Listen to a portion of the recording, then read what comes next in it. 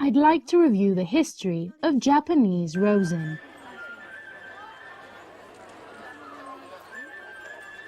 One of the traditional ways to use rosin is Taimatsu. That is a Japanese torch.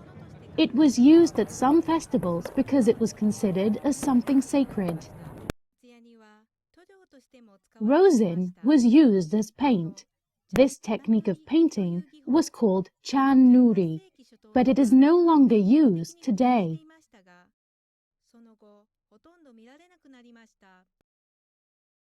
During the Second World War, it became impossible to import rosin, so production of domestically produced rosin began.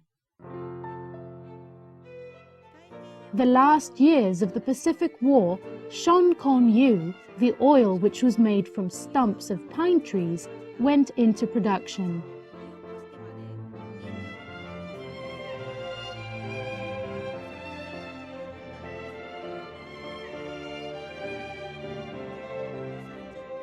It is said that a first domestic jet plane of Japan, Kika, succeeded to fly for 12 minutes with using shonkon-yu as its fuel.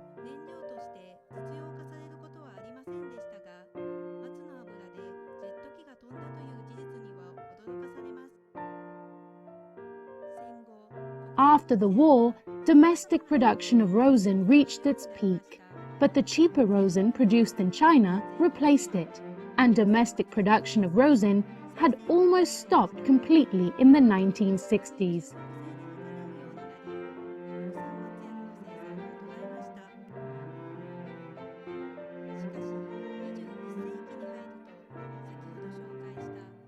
However, in 2013, chan-nuri was revived to repair national treasures of Izumo Taisha Shrine, which is the oldest shrine in Japan.